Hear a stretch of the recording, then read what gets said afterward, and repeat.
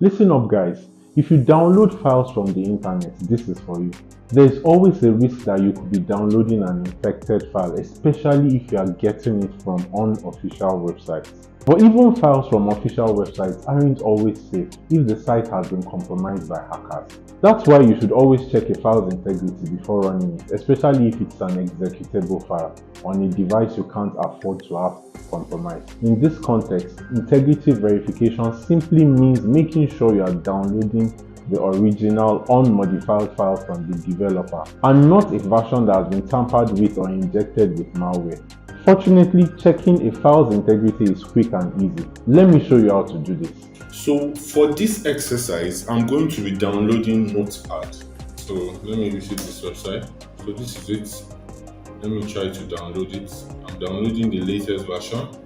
Now, before I download the file, remember we want to check for the integrity.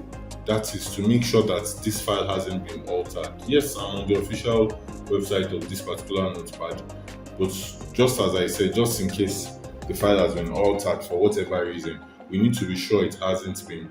Always remember to download your files from the official website also. When you want to download, just scroll down, integrity and authenticity validation, SHA-256 digest of binary packages for checking the integrity of your Notepad download. Of course, on some websites, you just see checksum. This is just how you will be able to check for the authenticity of the file. So I need to download this. Let me download this. So download completed. Let me go download the file itself. So the file itself has been downloaded. Let me go to my downloads.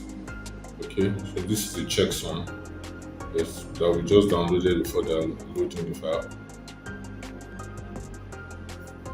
As you can see, there are so many hashes here, and that's because there are different files you could download from Notepad website. So the one we just downloaded ourselves, installer 64-bit executable. See, look at it here.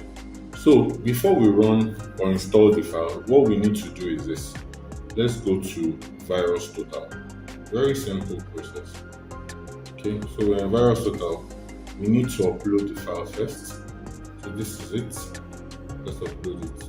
And you see, it hasn't been detected as a malware by any antivirus software, so good enough, or any security vendor rather, but we are relatively safe. So now let me go into the details, check for the SHA-256 hash of the file we just downloaded, so that we can compare. If they are not the same thing, there's a problem. It's most likely that the file has been altered. It's not the original file because it's supposed to be the same thing. So let me pull up my Notepad here again. As you can see, let's compare it now. SHA-256. Now this is the hash 414-8E29466. And you see, they're the same thing. That means this file is safe. But in case you run this kind of test and you see that they're not the same, stop immediately. So before you install any software, check its integrity. A mismatched hash could mean a hacker has modified it. Now that you know how to check a file's integrity, don't stop there. Cyber threats are everywhere, and I've got more tips to keep you safe online. So if you found this useful, hit the like button, subscribe and turn on the notifications so you never miss a cybersecurity tip. Also, drop a comment below. Have you ever downloaded a file that's turned out to be a malware? Let's talk about it. This is CyberMo. Until next time, stay woke and stay protected.